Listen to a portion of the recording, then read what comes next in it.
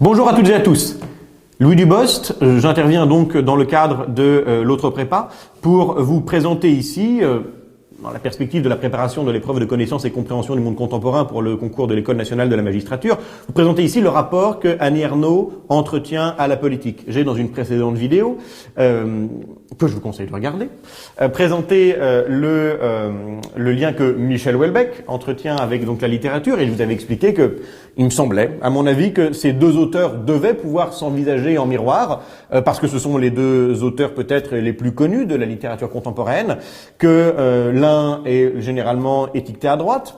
Si vous avez vu ma vidéo, vous savez ce que j'en pense, que l'autre, on va voir ce qu'il en est généralement étiqueté à gauche, c'est Annie Ernaux, et que les deux en plus se pensent l'un avec l'autre, ou l'un contre l'autre. Hein. Le prix Goncourt, le prix Nobel avait été pressenti pour prix Nobel de littérature pour Michel Houellebecq en 2022, et puis finalement c'est Annie Ernaux qui l'a eu. Annie Ernaux s'est exprimée sur le prix Nobel, et elle, non sans une certaine hargne, elle se félicite de l'avoir eu d'ailleurs contre Michel Houellebecq explicitement. Donc il me semble que c'est intéressant, à l'heure où l'on questionne beaucoup la politique de la littérature, qu'on se demande si la littérature peut encore quelque chose dans notre monde, qu'on demande aux écrivains aussi d'adopter, à l'ère du tout médiatique, des positions politiques, de savoir aujourd'hui comment distinguer ces deux auteurs et quelle est la voie politique envisagée par Annie Ernaux, après avoir vu donc chez Michel Houellebecq, il n'y avait de politique que post-politique, pour reprendre l'expression d'Alexandre Géffen. Et je vous renvoie une dernière fois vers cette première vidéo, si possible, avant de consulter et d'écouter celle-ci. Donc, je vous disais, évidemment, c'est là l'élément majeur dont on ne saurait se passer, que Annie Ernaux, écrivaine, autrice importante, aujourd'hui, a été récompensée à la fin de l'année 2022 par le prix Nobel de littérature, qui, et je cite ici l'Académie Nobel dans un jargon dont vous apprécierez la clarté, j'espère, qu'il s'agissait de, ouvrez les guillemets, récompenser le courage et l'acuité clinique avec laquelle elle, donc Annie Ernaux, avec laquelle elle découvre les racines, les éloignements et les contraintes collectives de la mémoire personnelle. Alors évidemment, fin de citation. Évidemment, courage, acuité clinique, etc., etc. Tout cela est un peu, tout cela est laudatif, mais l'exégèse peut en être rapidement faite. Plus intéressante à mon avis sont les expressions racines, contrainte collective de la mémoire personnelle. Racine d'abord parce que c'est une façon de nous dire qu'il y a chez Annie Ernaux, et on le verra, un recul historique. On est très loin, évidemment, du roman historique, forcément, puisqu'on a au contraire affaire à un roman qui se veut un roman très personnel, nourri par une écriture blanche, s'appuyant sur des faits divers ou à l'échelle de l'histoire anecdotique. Et pourtant, Annie Ernaux prend toujours soin de détailler des situations passées et de montrer que les violences contemporaines dans notre monde, que les servitudes actuelles sont le fruit d'une sédimentation des stades du capitalisme. C'est particulièrement manifeste dans Les Années, par exemple, encore une fois ce roman de 2008, qui propose d'étudier à travers le regard d'un personnage qui est largement Annie Ernaux. On a chez Annie Ernaux un genre littéraire qui est celui de l'autofiction, on se prend soi-même comme personnage fictionnel. La volonté donc de montrer ici l'évolution de la société, le déploiement de l'économie du marché, les désillusions entraînées par la gauche, de l'après-Deuxième Guerre mondiale, Annie Ernaux naît en 1940, jusqu'aux premières années du XXIe siècle. Et donc, enfin, dans cette formule de l'Académie Nobel, ce qui m'a semblé intéressant, c'est l'expression de contrainte collective de la mémoire personnelle. Chez Annie Ernaux, le jeu est omniprésent, J-E, c'est le principe de l'autofiction, mais en tout cas c'est la volonté, le jeu permet toujours d'atteindre un nous. Le jeu littéraire est toujours l'occasion de chercher à faire communauté. Reste encore à circonscrire les limites de cette communauté. S'agit-il des classes populaires, de la France, des femmes? Bon, ça il faut en discuter. Mais le jeu n'est jamais un jeu solitaire, comme il sera chez Michel Houellebecq et Désespéré. Le jeu littéraire croit toujours qu'il est possible de recréer un lien politique avec le monde qui passe par la littérature. Il y a d'une certaine manière, chez Annie Ernaux, un optimisme politique qu'on ne trouve pas du tout chez un Michel Houellebecq beaucoup plus désespéré. Et cet optimisme littéraire et politique repose déjà sur le souhait fait par Annie Ernaux, et ça vaut quasiment poétique d'écriture, de donner une place, et ça elle le fait de son premier texte publié Les armoires vides en 1974 jusqu'au dernier récit paru à ce jour, Le jeune homme en 2022, de donner une place à ce qu'elle définit elle-même comme des sujets, ouvrez les guillemets, considérés comme indignes de la littérature.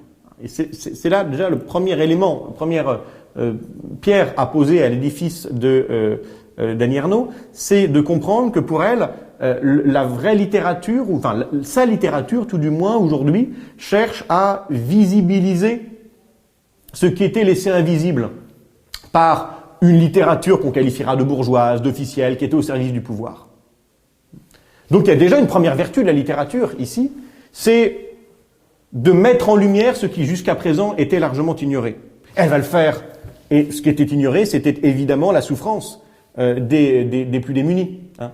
L'objet politique de la d'Annie Ernaux, c'est de mettre en lumière ceux qu'on a privés de lumière, de donner de la voix à ceux qui n'ont pas la voix.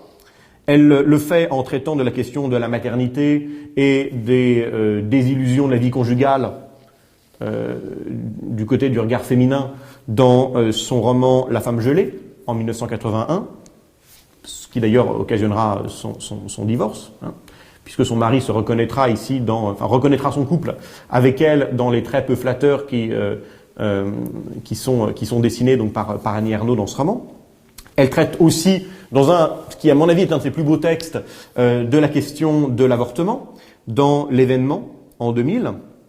Et c'est comme ça qu'elle en parle dans un entretien qui s'appelle Une place à part, qui a été réalisé en 2002. Comme ça qu'elle revient donc sur l'événement. Elle nous dit que l'avortement, en l'occurrence, est un événement total, traversé par l'histoire, la sociologie, la métaphysique, la psychologie, etc., qui implique l'être humain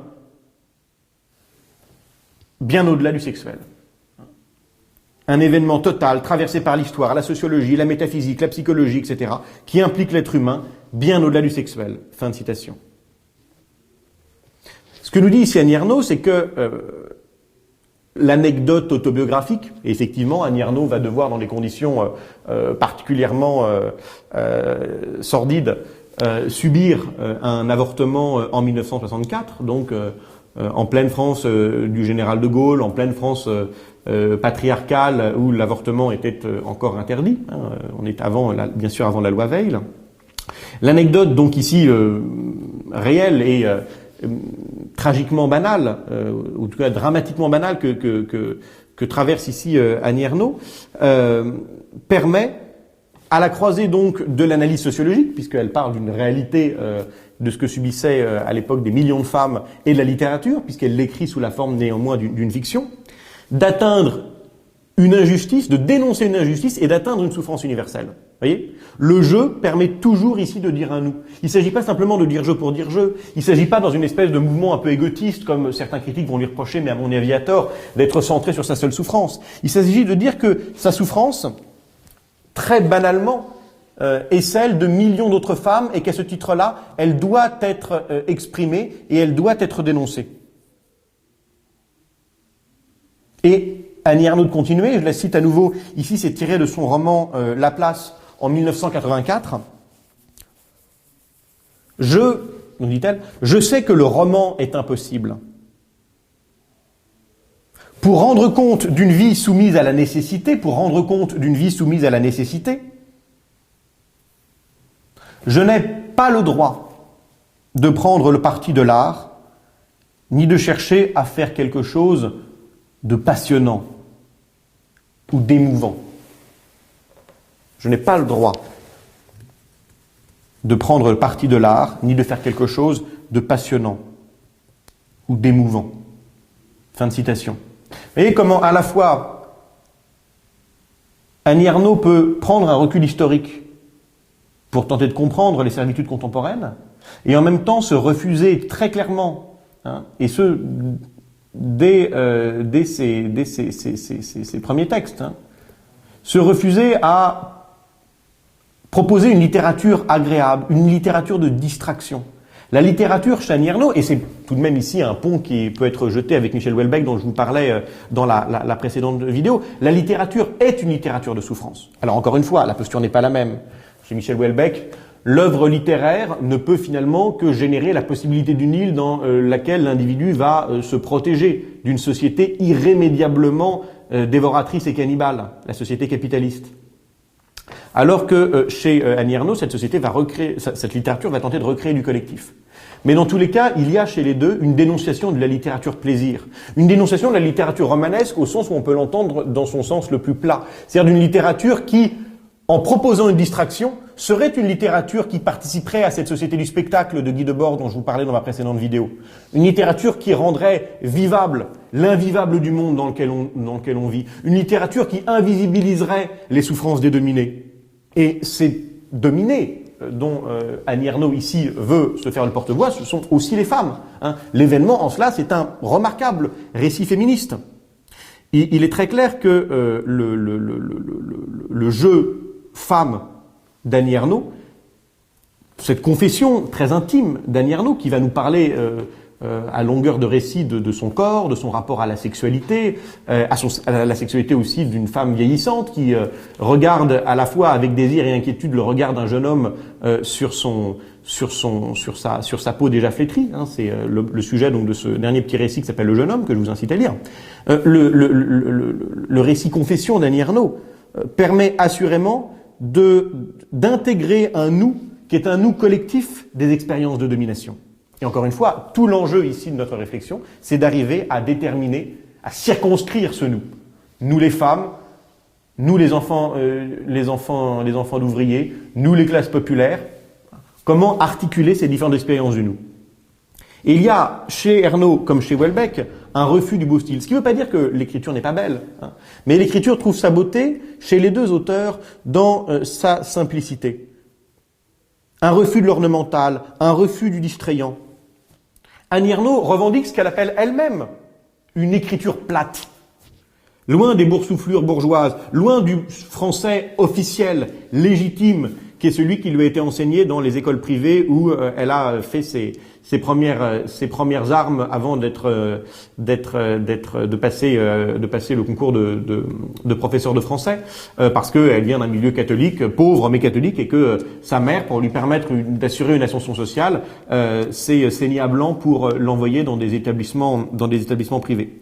En fait, Annie Ernaux donc cherche, par cette écriture du contrepoint, encore une fois j'insiste, de la contre-bourgeoisie, cherche à toucher le monde dans sa sécheresse et sa netteté, avec une écriture qui se veut en plus, et c'est pas évidemment anodin dans son succès, une écriture accessible à tous. Pourquoi est-ce qu'Annie Ernaux est aussi un écrivain connu aujourd'hui?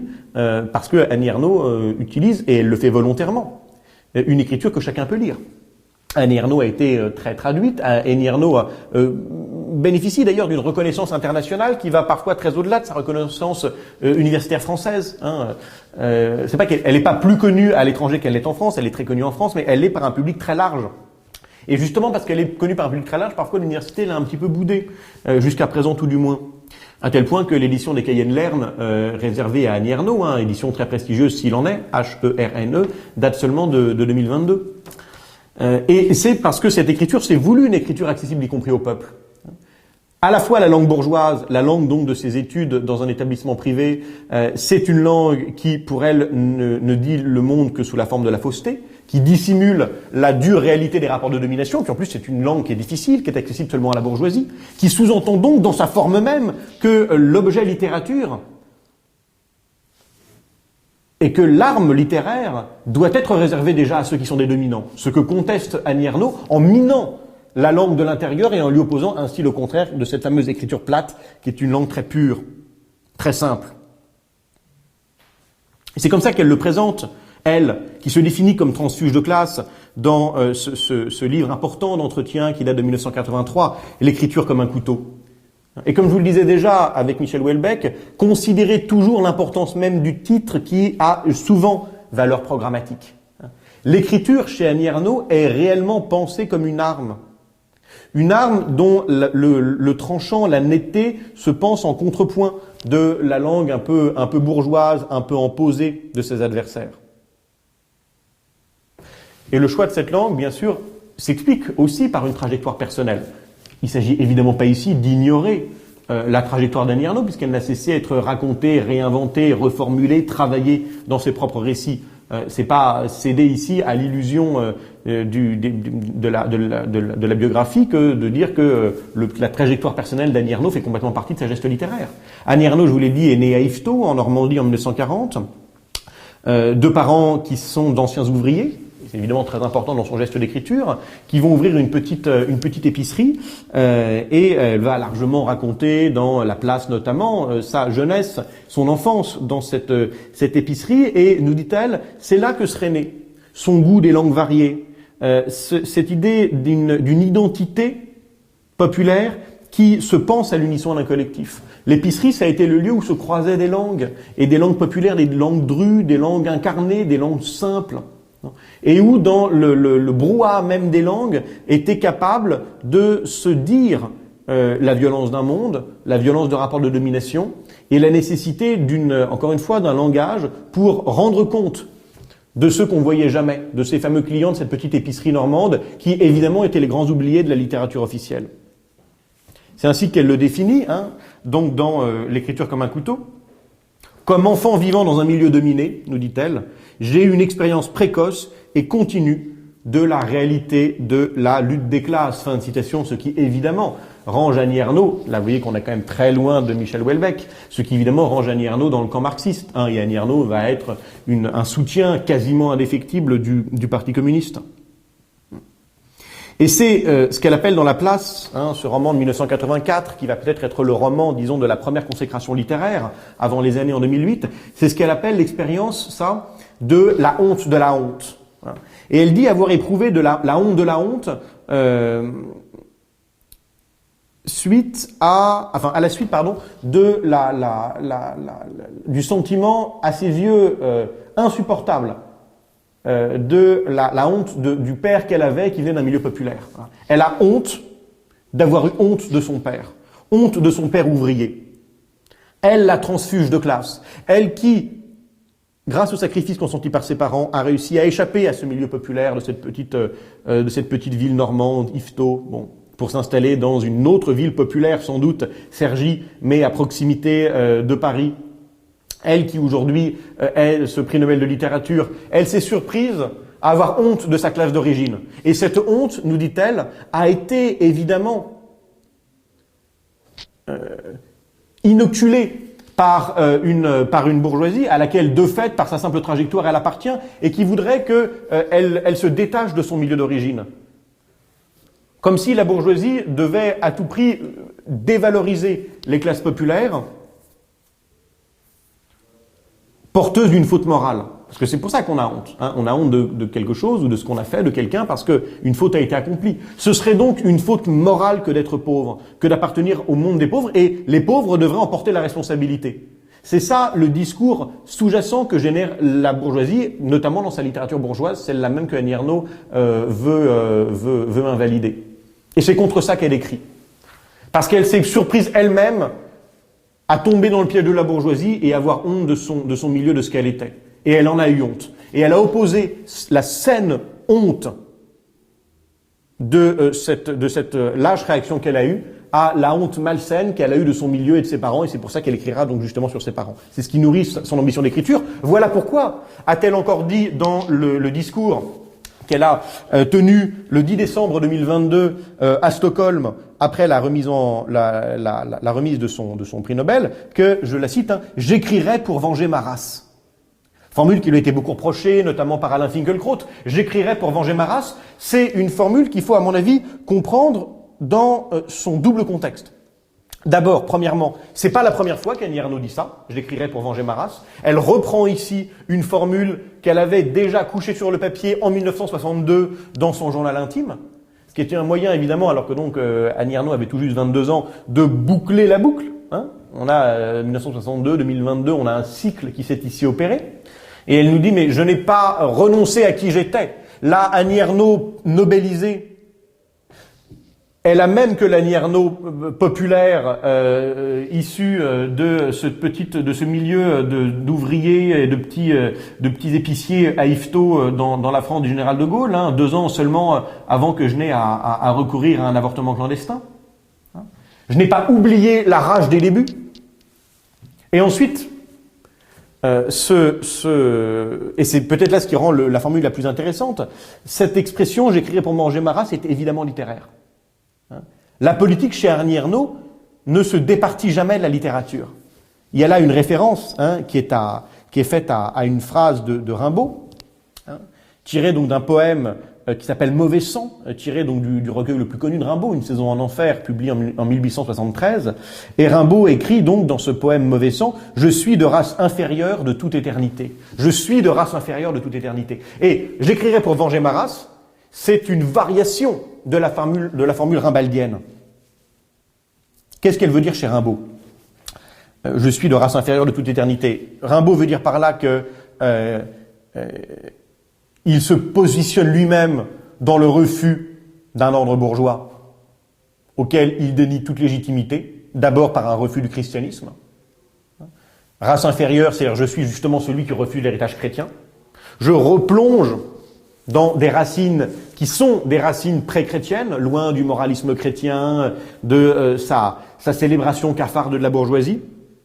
Deuxièmement, de race inférieure, je suis celui qui refuse le discours commun général de célébration cocardière du patriotisme dans un contexte de préparation de la revanche après la défaite de la France en 1870-71. Encore une fois, je fais un pas de côté à l'égard du discours des dominants.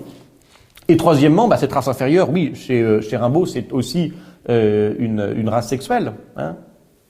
Pourrait-on dire sans grande rigueur scientifique, évidemment. Je suis, nous dit Rimbaud, celui qui, dans son homosexualité, sait bien qu'il appartient à une minorité sexuelle, comme on dirait aujourd'hui, déconsidérée. Voilà. Et je crie ma colère, ici, évidemment, d'être celui qui se positionne contre les grandes lois et les grands rapports, et en porte-à-faux à l'égard des grands rapports de domination de notre société. Voilà. Anti-chrétien, anti-patriotique, homosexuel. Voilà. Je suis le persécuté. Et c'est ça que reprend à son compte, évidemment, ici Annie Ernaux, qui reprend cette formule de race, et qui est évidemment pas anodine, dans une société qui est une société post-raciste, où le racisme est dénoncé, et Annie Ernaux ne manquera pas l'occasion de dénoncer le racisme. On peut évidemment pas penser qu'il y ait chez elle le moindre racisme qui s'exprime. Mais parce que, nous dit-elle, alors qu'elle avait pourtant utilisé l'expression lutte des classes dans les années 80, évidemment, d'abord, le terme de race ici permet de rendre hommage à Rimbaud et de montrer que c'est la littérature aussi qui lui a permis de prendre conscience des rapports de domination, mais aussi que la classe, finalement, on lui échappe. Et c'est ce qu'elle a elle-même vécu. Elle-même qui appartenait aux classes populaires et qui s'est élevée, comme on dit. Mais quelle brutalité, nous dirait Annie Ernaux, que cette expression de s'élever au-dessus de sa classe, parle parfois d'ascenseur social. Ça supposerait quoi? Que les ouvriers sont en bas, que les ouvriers occupent les égouts de la cité, et que la bourgeoisie est nécessairement trône au sommet des tours. La classe, on lui échappe, d'une certaine manière. La classe, elle peut s'émanciper par la lutte des classes. Alors qu'au contraire, la race, profondément, c'est ce à quoi on n'échappe pas. La race, elle vous englue. La race est l'objet de toutes les persécutions parce qu'on ne peut pas y échapper et qu'elle vous réduit à n'être que ça. Quand vous appartenez à une race, vous n'êtes dans votre fibre même, dans votre être et dans chacune de ses cellules, que cette race, totalement cette race. Et ce que nous dit Annie Ernaux, c'est que moi qui ai été réduite à n'être que ça, à n'être qu'une race, eh bien aujourd'hui je revendique cette race et j'en revendique la fierté. Et cette race, pour Annie Ernaux, c'est une double race. C'est race des femmes, moi qu'on a réduit à n'être qu'une femme, dont le corps a subi des violences en tant qu'il était corps de femme. Et ensuite, deuxième race, race des pauvres, race des ouvriers, race de ceux qui portent la macule indélébile de milieux populaires dont ils devraient ici avoir à assumer la faute morale. Alors, ceci étant posé, il est certain que depuis environ une dizaine d'années, incontestablement, la ligne politique d'Annie Ernaux, sans évoluer, mais c'est un peu durci. C'est-à-dire que Annie Ernaux est plus clairement, depuis 10 ans environ, descendue dans l'arène politique qu'auparavant.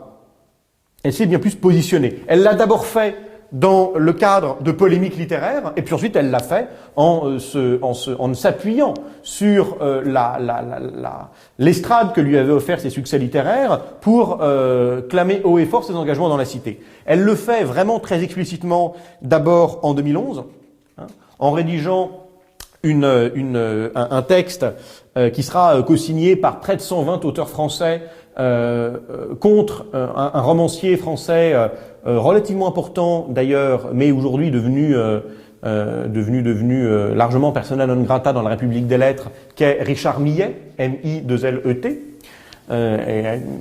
Annie Ernaux accuse Richard Millet par son texte dit-elle fasciste de déshonorer la littérature française, parce que Richard Millet en 2011 a publié un petit pamphlet qui s'appelle Éloge littéraire d'Anders Breivik, du nom du terroriste d'extrême droite norvégien qui a commis l'attentat d'Utöya donc en Suède la même année, en 2011. Et c'est vrai, dans un texte qui est très ambigu entre célébration littéraire et célébration politique, Richard Millet, qui va se rapprocher de plus en plus de l'extrême droite et des camps identitaires, ici manifeste dans la chaleur même de l'événement une forme de complaisance à l'égard de l'auteur, ce qui insupporte Annie Ernaux. Plus récemment encore, Annie Ernaux va s'engager politico-littérairement contre Michel Houellebecq, d'où l'idée aussi de construire ces deux interventions, ces deux vidéos en miroir, qu'elle accuse d'avoir été le candidat quasi officiel d'Emmanuel Macron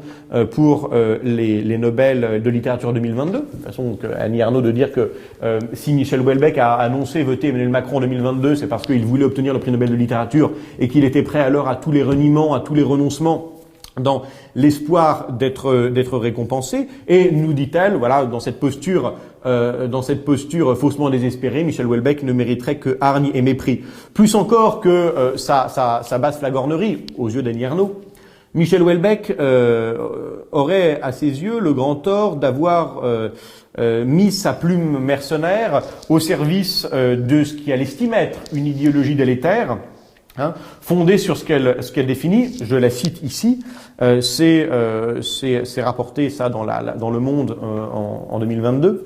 Ouvrez les guillemets. L'exclusion des étrangers et des immigrés, l'abandon des économiquement faibles, l'exclusion des étrangers et des immigrés, l'abandon des économiquement faibles, et troisièmement, la surveillance du corps des femmes. On a les trois grands combats d'Annie Ernaux.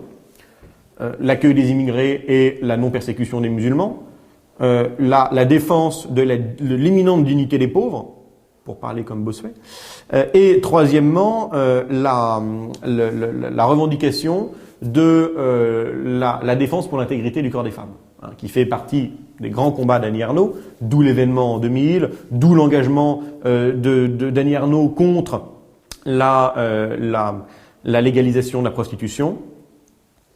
Et d'où l'importance dans les textes d'Annie Ernaux de la question de relations amoureuses et de relations érotiques avec les hommes. Voilà, avec cette idée que le corps féminin est un corps qui lui appartient et que ce corps est un terrain de lutte et qu'une femme qui s'émancipe sexuellement, c'est une émancipation fondamentalement politique.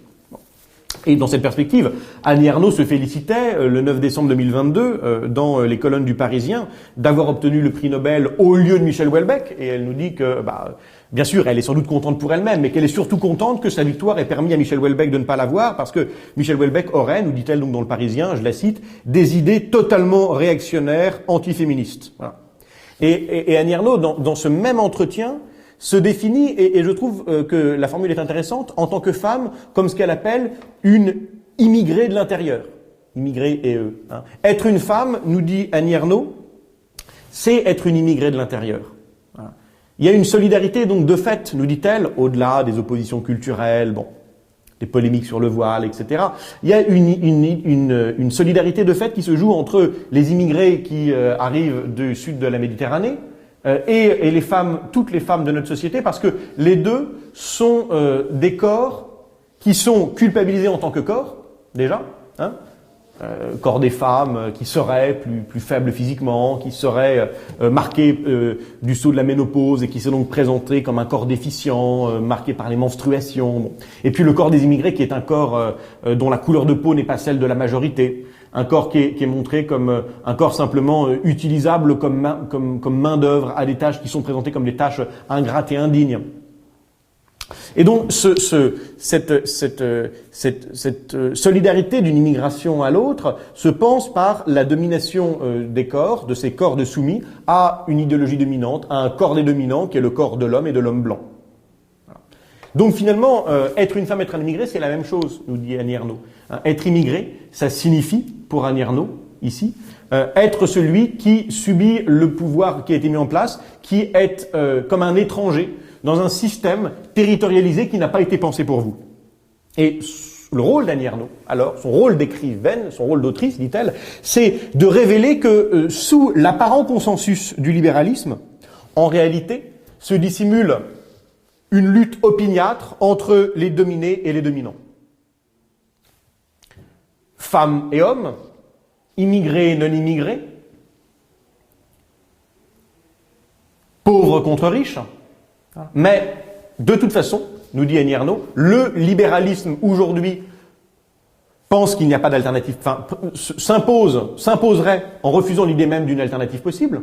C'est la fameuse formule de Margaret Thatcher, première ministre britannique, « There is no alternative ». De toute façon, on ne peut pas avoir d'alternative au libéralisme, et il faut l'accepter, et donc si on l'accepte, il est consensuel.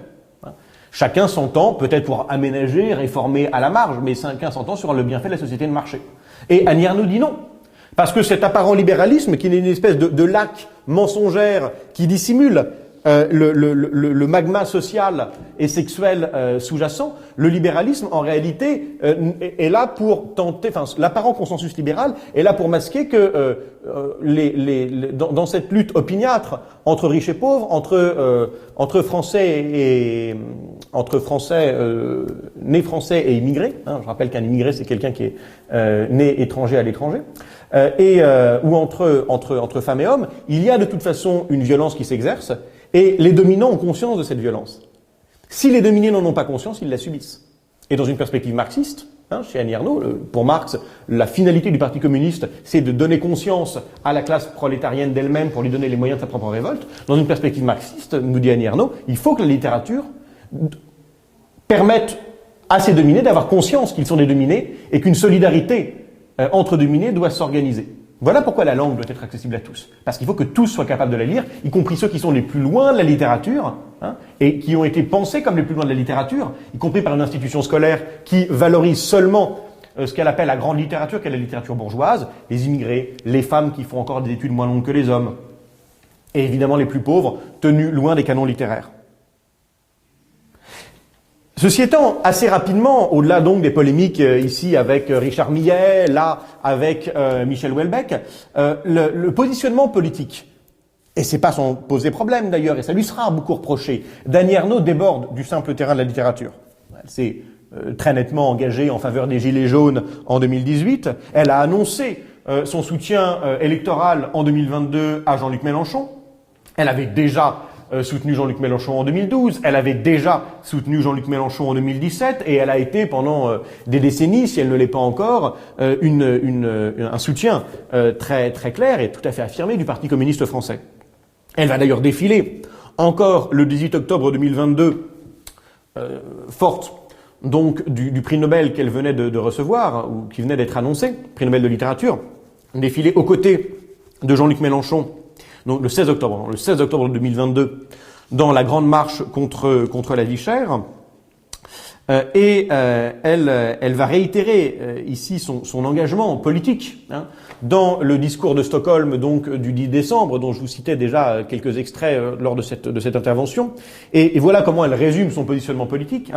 Elle se dit de ceux qui souhaitent, ouvrez les guillemets, plus de liberté, d'égalité et de dignité pour tous les humains, quel que soit leur sexe et leur genre, leur peau et leur culture. Plus de liberté, d'égalité, de dignité pour tous les humains, quel que soit leur sexe et leur genre, leur peau et leur culture. Ceux et celles qui pensent aux générations à venir, ceux et celles qui pensent aux générations à venir, à la sauvegarde d'une terre que l'appétit de profit d'un petit nombre continue de rendre de moins en moins vivable pour l'ensemble des populations. Fin de citation. Voilà. Elle est de ceux qui pensent aux générations à venir, à la sauvegarde d'une terre que l'appétit de profit d'un petit nombre continue de rendre, donc petit nombre c'est cette bourgeoisie capitaliste, bon, de rendre de moins en moins vivable pour l'ensemble des populations. Position dont je pense assez raisonnablement, vous et moi pourrons convenir qu'elles apparaissent comme relativement quand même aujourd'hui consensuelles politiquement. Hein. Dire qu'on souhaite plus de dignité entre les hommes, plus d'égalité, plus de solidarité, dans le contexte d'une prise en charge des problématiques environnementales, admettez avec moi qu'il n'y a pas a priori ici de quoi susciter une levée de bouclier. Hein. Et c'est d'ailleurs ce qu'on va beaucoup reprocher à Annie Ernaux. Non seulement d'être un peu plaintive, aller, disons-le, un peu chouineuse, un peu mièvre, bon, dans cette déploration des misères ouvrières, et d'enfoncer des portes ouvertes, pour le dire un peu vulgairement, sur le terrain politique. Et les choses sont un peu plus complexes que ça, comme elles l'étaient pour Michel Houellebecq. Et reconnaissons peut-être, après avoir détaillé la complexité de la position de Houellebecq, qui ne s'arrêtait donc pas à une posture réactionnaire, quoi qu'en prétende Annie Ernaux, qu'il faut faire subir le même traitement ici à la romancière. Déjà, si les choses étaient si consensuelles, Annie Ernaux ne serait pas la cible des critiques. Or, les critiques sont nombreuses. Elle a été largement attaquée, justement, pour cette position.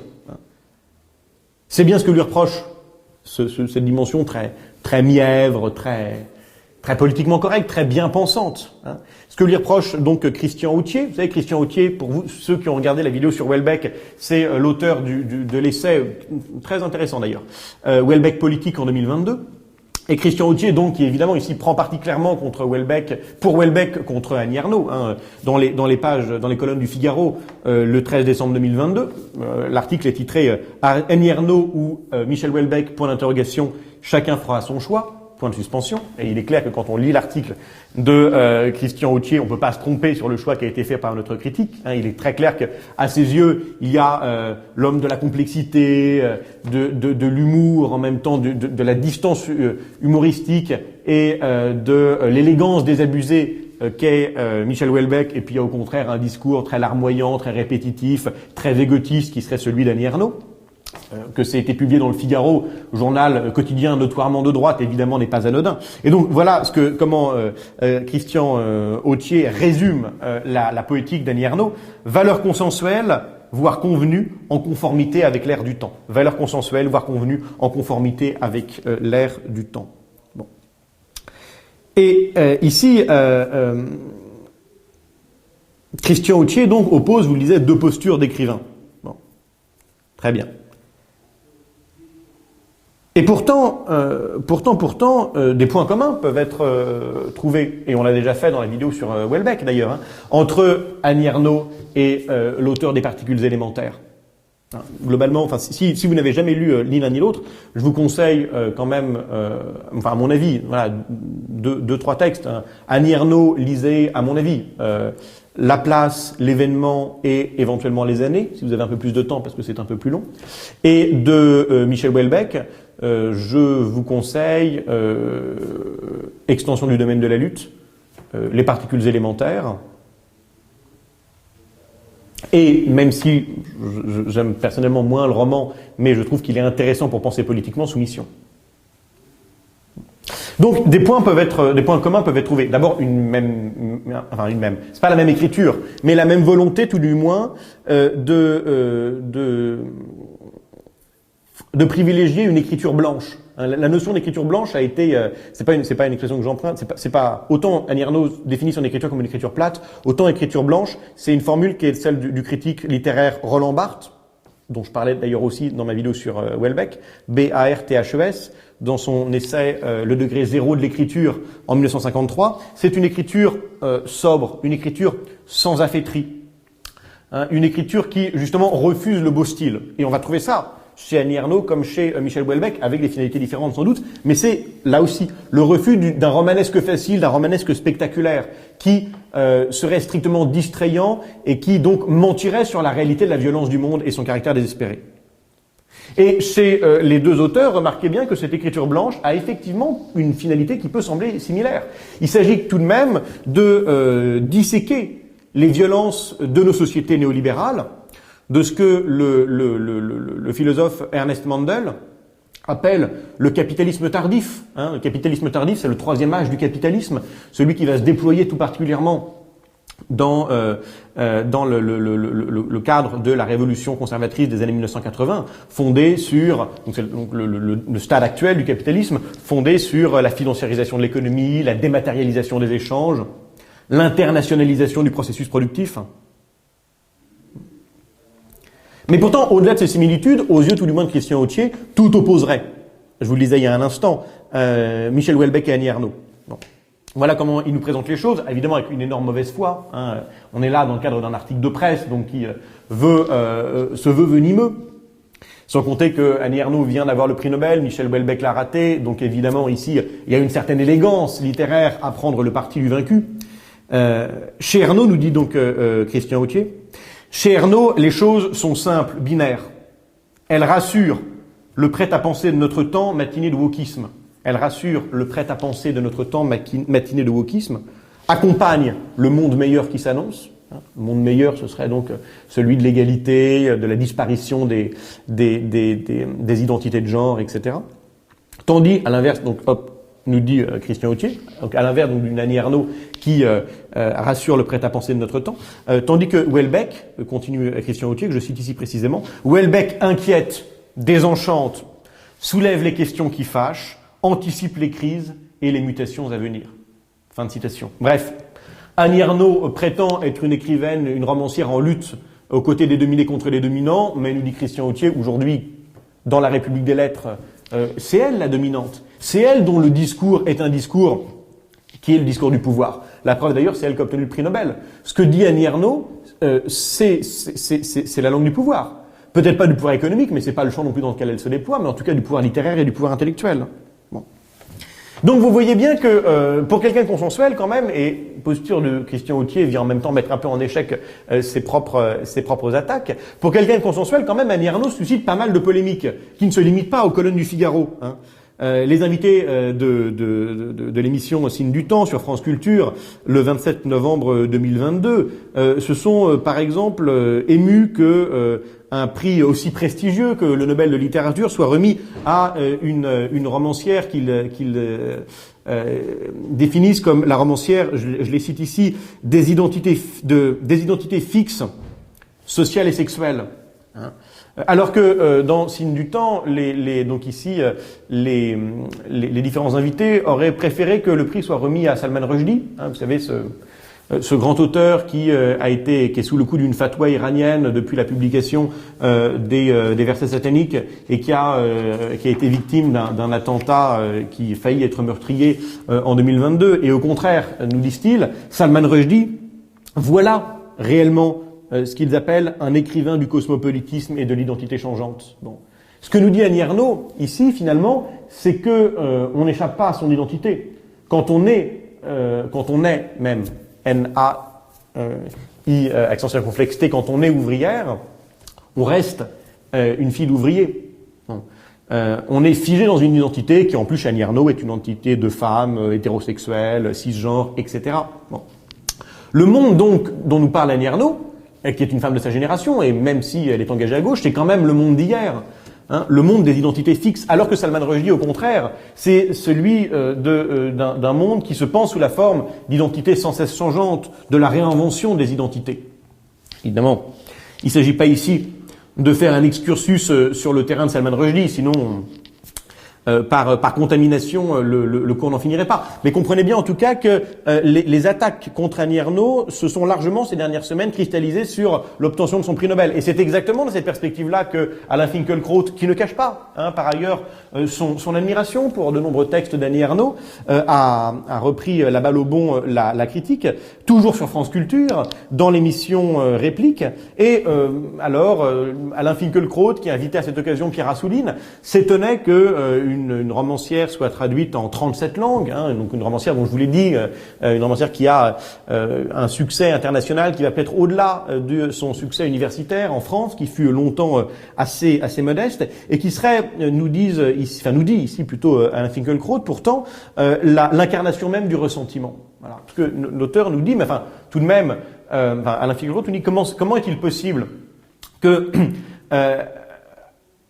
Annie Ernaux soit si peu reconnaissante à cette bourgeoisie blanche, académique, qui l'a pourtant consacrée universitairement, qui lui a assuré les éditions les plus prestigieuses. Annie Ernaux vient d'être publiée chez Gallimard dans la très prestigieuse collection Quarto. Elle vient d'obtenir le prix Nobel, alors que cette institution récompense et révère avec une telle générosité Annie Ernaux. Pourtant, Annie Ernaux ne cesse d'attaquer l'institution, de n'y voir que rapport de domination, que violence implicite, souterraine d'une domination masculine et blanche. Et nous dit Alain Finkielkraut, il y a là quand même une indignité notable. Non, il y a un manque de reconnaissance.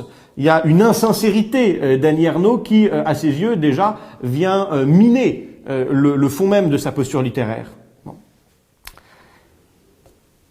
Ensuite, nous dit Alain Finkielkraut, et vraiment là cette fois-ci sur un terrain plus politique, comment se fait-il? Et c'est vrai que là on quitte le terrain littéraire, mais je pense que les positions d'Annie Ernaux peuvent et doivent être sans doute critiquées. Comment se fait-il qu'Annie Ernaux, qui se prétend démocrate, qui prétend encore défendre les valeurs de la démocratie dans son discours de Stockholm, que donc celle-ci ait pu en même temps et de manière aussi systématique, y compris ces dernières années, s'attaquer à la seule démocratie du Proche-Orient qu'est Israël. Et c'est vrai que Annie Ernaux appelle au boycott d'Israël. Annie Ernaux a demandé que la saison culturelle France-Israël dans 2018 soit boycottée. Annie Ernaux a demandé au boycott de l'Eurovision lorsqu'il a été organisé en Israël en 2019. Annie Ernaux n'a pas hésité en 2017 à se manifester son soutien à la fondatrice du Parti des indigènes de la République, Ouria Boutelja, dont les positions d'un antisionisme extrêmement virulent peuvent confiner à l'antisémitisme. La même année, en 2017, Annie Ernaux avait marqué publiquement sa sympathie à Gérard Filoche, qui était un éléphant du Parti socialiste, une des principales têtes du Parti socialiste et qui a été exclu du Parti socialiste après avoir relayé par un tweet une caricature antisémite d'Emmanuel Macron. Tout ça, quand même, ici, nous dit Alain Finkielkraut, converge vers, sinon un antisémitisme, tout du moins une posture d'Annie Ernaux, d'un antisionisme radical qui, à ses yeux, vient quand même invalider les valeurs humanistes et universalistes que prétend défendre le prix Nobel. Enfin, et toujours dans cette perspective politique, Alain Finkielkraut s'étonne à la lecture des années. Je vous ai dit ce texte de 2008, qui est c'est beau texte littéraire, et encore une fois dont je ne peux que vous recommander la lecture, s'étonne de pages, c'est à la fin du roman, qui viennent jeter une ombre sur l'engagement humaniste et pro-démocratique d'Annie Ernaux lorsque celle-ci réagit aux attentats du 11 septembre. Je vous disais tout à l'heure que les années courent de l'après Deuxième Guerre mondiale jusqu'aux premières années 2006-2008 du XXIe siècle. Et donc Annie Ernaux raconte la manière dont a été reçu le 11 septembre. Et voilà ce qu'elle en dit. Donc 11 septembre 2001, attentat contre les tours jumelles du World Trade Center. Le prodige de l'exploit émerveillait. On s'en voulait d'avoir cru les États-Unis invincibles. On se souvenait d'un autre 11 septembre et de l'assassinat d'Allende, qui a été donc assassiné au Chili en 1973 pour permettre l'installation d'une dictature militaire d'extrême droite. Et c'est vrai que l'assassinat d'Allende a été réalisé avec le soutien de la CIA. Donc, je reprends la citation d'Annie Ernaux. On se souvenait d'un autre 11 septembre et de l'assassinat d'Allende. Point. Quelque chose se payait. Fin de citation. Bon. Alors je sais bien que plus tard, Gisèle Sapiro ira dire oui, mais Annie Ernaux dit bien on se souvenait d'un autre 11 septembre et le 11 c'est pas le jeu, hein, sans doute. Mais et que donc Annie Ernaux ne parle pas forcément d'elle et de son propre état d'esprit lorsque elle dit à quel point elle était émerveillée dans toute l'ambiguïté de la formule par le 11 septembre. Ceci dit, soyons quand même sérieux. Compte tenu de ce qu'on sait des engagements politiques d'Annie Ernaux, de son anti-américanisme, de son engagement pro-communiste, y compris pendant la guerre froide, d'un antisionisme virulent, qui est nourri aussi par le soutien marqué par Washington à l'égard de Tel Aviv, on ne peut pas non plus, et je vous renvoie là à ce que je disais dans mon précédent cours sur Michel Houellebecq où je réfléchissais au rôle des paratextes, donc des entretiens pour la compréhension d'une œuvre, on ne peut pas non plus faire comme si ces paroles ici étaient détachées de leur contexte. Et le « on », tout de même, est aussi un pont entre le « je » et le « nous ». « On », c'est moi, et le « on » est singulier, et en même temps, c'est la société dans son ensemble. Je m'inclus quand même dans un « nous » quand je dis « on », évidemment. Et la part d'une romancière qui, justement, cherche à évoquer la solidarité du « nous » dans l'expérience du « je », le « on », évidemment, l'intègre. Et donc, à mon avis, ce serait totalement déraisonnable et malhonnête de ne pas, c'est pas forcément le reprocher, mais de ne pas attribuer à Annie Ernaux ici cet émerveillement, encore une fois, pour le moins trouble. Il y aurait donc chez Annie Ernaux quand même une forme de jubilation à l'occasion du 11 septembre et des milliers de morts américains. Jubilation d'ailleurs qui est assez courant dans un certain camp de la gauche radicale. Hein. Donc c'est pareil, Annie Ernaux ici ne parle pas de nulle part. Je vous renvoie au texte... par ailleurs, texte passionnant, ça n'empêche, de Jean Baudrillard sur l'esprit du terrorisme, donc, qui était paru dans Le Monde, d'ailleurs, en novembre 2001, hein, au moment où Le Monde était dirigé par Edwy Plenel, aujourd'hui à la tête de Mediapart. Donc, vous voyez, il y a toute une espèce de galaxie de la gauche dure, et dans l'esprit du terrorisme, Jean Baudrillard dit à peu près la même chose qu'Annie Ernaux, à savoir que le 11 septembre, le monde entier l'avait fantasmé. Hein, avant même qu'il ait lieu. Et même, nous disait d'ailleurs Jean Baudrillard, l'Amérique elle-même l'avait fantasmé à travers ces films catastrophes qui manifestaient sans cesse l'effondrement de Tours. Piège de cristal de John McTiernan, entre autres. Bon. La question de la tour, espèce de projection orgueilleuse babélienne qui s'effondre dans les flammes, aurait donc été fantasmée par l'Amérique avant que l'idée n'en vienne donc aux terroristes qui ici auraient simplement réalisé une espèce de fantasme occidental. Voilà ce que dit Jean Baudrillard, pour le dire très rapidement. C'est exactement ce que répète ici en fait Annie Ernaux, hein, évidemment. Et comme c'est sa famille politique tout de même, on ne peut pas, à mon avis, ne pas être d'accord avec Alain Finkielkraut lorsque il pose la question du caractère éthique de cette position. Bon. Mais après, des positions politiques contestables, mais toutes le sont, n'empêchent pas un écrivain d'être un grand écrivain, évidemment. Hein. On s'interdit pas de lire Céline parce que il fut antisémite et que, c'est vrai, certains de ses textes d'ailleurs sont des textes, même ses romans, sans même parler de pamphlets, certains de ses romans, dès Moral Crédit en 1936, contiennent des pages antisémites. On s'interdit pas, pour la même raison, de lire Zola parce qu'il a écrit L'Argent, et on s'interdira pas de lire Annie Ernaux parce que elle évoque la possibilité ici de la complexité de la réaction occidentale face à l'humiliation des maîtres du monde, des Américains, frappés en leur cœur par les attentats du 11 septembre. Voilà. Mais ce qu'on voit tout de même ici, c'est que, outre le fait que pour un écrivain consensuel, remarquons quand même qu'Annie Ernaux suscite de nombreuses critiques, que donc pour elle, politique et littérature sont évidemment inextricablement mêlés. On a cessé de le dire, on a cessé de dire à quel point pour Annie Ernaux l'écriture était une arme, un couteau, c'est même d'ailleurs comme ça qu'elle le pense dès 1983, pour, par sa simplicité, mettre à jour les rapports de domination et donner une voix à ceux qui n'en ont pas. Bon. Est-ce pour autant qu'Annie Ernaux appartient à ce qu'on pourrait appeler l'école des écrivains engagés, telle que l'avait définie, l'avait circonscrite Jean-Paul Sartre dans son essai « Qu'est-ce que la littérature » en 1948.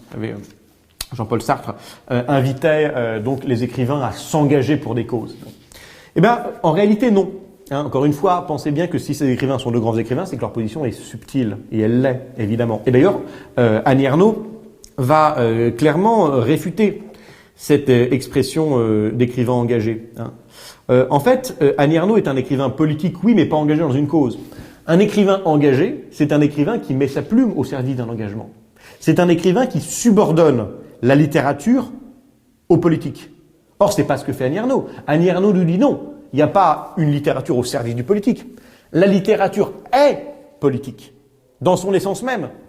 Elle peut être éminemment politique sans pour autant renoncer à son caractère littéraire, sans se limiter dans son caractère littéraire. Le travail, nous dit Annie Ernaux, de la littérature, c'est un travail vraiment littéraire, hein, c'est un travail de dénaturalisation du champ social. Et je vous explique ce que ça veut dire, évidemment. Ce faisant, d'ailleurs, Annie Ernaux n'a pas une position iconoclaste par rapport à sa famille politique. Hein. C'est déjà ce que nous disait Engels, le compagnon de Marx, dans ses écrits, notamment dans son essai sur la littérature et l'art, qui a été publié à titre posthume évidemment en 1954. Hein. Engels nous disait j'ai plus appris dans Balzac, puisqu'en l'occurrence ici Engels parle de Balzac, j'ai plus appris dans Balzac, même en ce qui concerne les détails économiques, que dans tous les livres des historiens. Voilà. Ce que pense Engels et ce que pense Annie Ernaux, c'est que l'art est, et là Houellebecq ne leur donnerait pas tort, que l'art est le meilleur canal et c'est ce qui rend l'art évidemment complètement fascinant, et c'est ce à quoi il faut, de toute façon nous tous que nous croyons, hein, que l'art est le meilleur canal pour comprendre aujourd'hui dans leur subtilité les mécanismes sociaux, y compris des mécanismes qui ne relèvent absolument pas de la distraction ou de ce qu'on appelle généralement l'esthétique, hein, mais les rapports de force, les impensés, les fantasmes, tout ce qui est dit de toute façon d'une manière trop sommaire par les scientifiques peut être réellement approché d'une manière authentiquement subtile et fine par la démarche artistique et par la démarche esthétique. Voilà. Et c'est bien ce que revendique pour sa part Annie Ernaux dans un livre d'entretien qui a été publié sous la direction d'Alexandre Geffen, dont je vous ai déjà présenté les travaux, notamment dans mon cours sur Michel Houellebecq en 2022. Hein, le titre s'appelle « La littérature est une affaire politique ». Je vous y renvoie si vous voulez, c'est un ouvrage d'entretien avec plusieurs écrivains contemporains tout à fait intéressant. Et dans cet ensemble d'entretiens, Annie Ernaux nous dit que nous percevons, je la cite ici, nous percevons le politique à travers le social. Bon. Et son rôle à elle, fin de citation, nous percevons le politique à travers le social. Et son rôle à elle, justement, en tant qu'écrivain, c'est de prendre en charge le social et de montrer que ce social, évidemment, est éminemment politique. Qu'est-ce que ça veut dire être politique, hein, ici? Être politique, c'est dévoiler des rapports de force. Hein. Souvenez-vous de Carl Schmitt, qui nous dit que est politique une situation qui se détermine selon les règles de l'ami et de l'ennemi. Bon. Le social, donc, même en dehors d'un champ qui est le champ, disons, que le plus banalement du monde on va qualifier de politique, le gouvernement, les élus, etc., le social peut être évidemment un terrain d'affrontement et donc un terrain politique. Et ce que va montrer la Annie Ernaux, c'est justement la réalité de cet aspect politique du social. Et elle le fait par un canal qui est proprement artistique.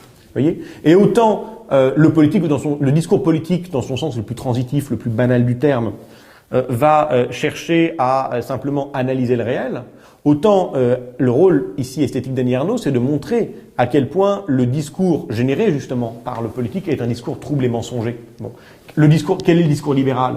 Le discours libéral ici, dont Annie Ernaux veut montrer la fausseté, c'est de nous dire que il y a toujours eu des pauvres et des riches, que il est dans la nature des sociétés que certains gagnent mieux leur vie que d'autres, qu'il est dans la nature que les femmes soient dominées, qu'il est dans leur nature d'être de bonnes ménagères et de faire la cuisine, qu'il est dans leur nature d'assumer la charge mentale. Et à ça, Annie Ernaux dit non. C'est pas de la nature, c'est de la construction sociale et politique. Et mon rôle en tant que romancière, ici, hein, par l'autofiction, donc comprenez-moi bien, par un roman qui n'est évidemment pas le roman au sens distrayant, mais qui est le roman, au contraire, comme autofiction, c'est-à-dire qui dit le monde dans sa réalité sociale, hein, qui ne nous embarque pas dans une aventure distrayante. Le rôle ici du roman comme autofiction, c'est bien de montrer que tout ça ne relève pas de la nature, mais simplement du construit. On a socialement construit les femmes à jouer ce rôle-là. Hein. On a socialement fait accepter aux dominés l'idée qu'il était dans leur nature d'être dominé et que ça relevait d'une faute morale qu'ils devaient réparer en s'élevant socialement. Et ça, c'est le rôle du roman. Hein. Et pour Annie Ernaux, c'est là qu'est le vrai roman. Le vrai roman n'est pas, encore une fois, le roman d'aventure qui simplement vous fait oublier l'espace de quelques heures la chaîne de vie dans laquelle vous vous débattez. Non, le rôle du roman, c'est de dévoiler. Et notamment de dévoiler les rapports de genre, les rapports de classe, en leur permettant de se conscientiser. C'est une étincelle qui permet de conscientiser ces rapports de force. Voilà pourquoi est-ce que ici Annie Ernaux va particulièrement être attachée donc à ce texte dont je vous disais à mon avis l'importance dans son cheminement de romancière, qui est Les années en 2008. Qu'elle va définir elle-même comme une, et je trouve que la formule est très belle, hein, et elle finalement elle fait écho à la manière dont le prix Nobel va désigner Annie Ernaux, vous savez, où je vous renvoie là au début de mon cours, dans ce rapport de la mémoire du personnel, le collectif. Elle parle donc, Annie Ernaux, des années comme d'une autobiographie collective. Il s'agit pour sa part donc de disséquer ce milieu des petits commerçants donc normands d'Yvetot, en prenant progressivement une ampleur plus grande, jusqu'à parler d'une société française qui se vit dans l'horreur du capitalisme et la déception de la gauche au début du XXe siècle, du XXIe siècle, parce que la gauche n'a pas tenu, pour le dire rapidement, les aspirations libertaires de mai 68. Et bien sûr, dans cette autobiographie collective, cette manière toujours de dire nous en présentant le jeu. Évidemment que ici Annie Ernaux emprunte tout un outillage sociologique, notamment à Pierre Bourdieu, explicitement mobilisé, le capital symbolique, les habitus. Bon. Et il s'agit alors de dénoncer par la littérature les inégalités et les injustices. Il s'agit donc j'insiste parce que c'est vraiment très important, de dénaturaliser le social, de nous montrer donc que l'ordre politique qui a été ici posé n'est pas un ordre de toute éternité, l'ordre sexuel, l'ordre économique, mais construit de rapports de force qui se font au profit, pour l'instant, des dominants qui disposent du monopole symbolique de la langue qu'il s'agit ici de mettre à mal. Voilà pourquoi, nous dit Annie Ernaux, dans cet essai donc de 2022, la littérature est une affaire politique, et formule qu'elle reprendra dans son discours de Stockholm, l'égalité est la condition de la liberté et de la fraternité. Et cette égalité, pour Annie Ernaux, fondamentalement, c'est la capacité à dire nous. Autant donc chez Michel Houellebecq, il y a une détestation de mai 68 et la revendication simplement d'un jeu qui est un jeu archipélagique, d'une certaine manière, un jeu insulaire, qui doit se préserver de l'horreur d'un collectif qui est un collectif cannibale. Autant pour Annie Ernaux, l'expérience de l'égalité est avant tout l'expérience chaleureuse d'un collectif qui doit se penser dans la littérature. Donc la littérature, et j'atteins ici la fin de mon intervention, la littérature n'a pas pour rôle d'esthétiser le politique. Voilà pourquoi chez Ernaux, le roman ne peut pas être un roman de distraction. L'esthétisation de la littérature, l'esthétisation plutôt de la politique par la littérature, c'est une ambition fasciste au sens propre. C'est comme ça que le théorise Walter Benjamin dans son fameux texte de 1935, l'œuvre d'art à l'époque de la reproductibilité technique. Le projet fasciste, nous dit Walter Benjamin, je le cite ici, c'est une esthétisation de la vie politique. Voilà la grande invention des fascistes, pour Benjamin, c'est l'esthétisation de la vie politique. Et là je cite Benjamin, à cette violence faite aux masses, que le fascisme oblige à mettre genoux à terre dans le culte d'un chef, correspond la violence subie par un appareillage mis au service de la production de valeurs culturelles. À cette violence faite aux masses que le fascisme oblige à mettre genoux à terre dans le culte d'un chef correspond la violence subie par un appareillage mis au service de la production de valeurs culturelles. Et à cette littérature donc qui esthétise le politique, qui le rend donc supportable, ce qui fait que pour Annie Ernaux, en fait, un roman qui est un roman de pure distraction, c'est un roman fasciste. Annie Ernaux oppose une littérature contemporaine qui, justement, dépeint l'emprise que le politique exerce dans toute son horreur sur les classes et sur les corps. Voilà pourquoi, pour Annie Ernaux, le roman est donc une œuvre de déconstruction du social et une œuvre qui doit dire une égalité qui passe par le collectif. L'écrivain contemporain, en 2022, Mathias Sénard, d'ailleurs toujours dans ce texte « La littérature est une affaire politique », nous dit qu'un roman qui serait vraiment monolingue serait complètement fasciste. Un roman, je le cite, un roman qui serait vraiment monolingue serait un roman complètement fasciste. En fait, continue Mathias Sénard, la plurivocité et ici je le cite, la condition sine qua non de la démocratie. Reconnaissons à Annie Ernaux ici de faire de la littérature authentiquement démocratique. Et dans une perspective littéraire et politique qui, vous le voyez, est ici radicalement différente de ce que proposait Michel Houellebecq. L'entreprise d'Annie Ernaux est antifasciste parce que le jeu n'est jamais l'occasion de se défier du collectif. La littérature n'a jamais pour finalité de rendre vivable l'invivable du monde capitaliste, cannibale et violent dans lequel nous vivons. Non, ici, le jeu a pour finalité avant tout d'exprimer la plurivocité des voix, et c'est bien ce dont rend compte ici Annie Ernaux avec cette autobiographie collective. Volonté, par son propre parcours, de rendre compte de la trajectoire de toute une génération française. Bon.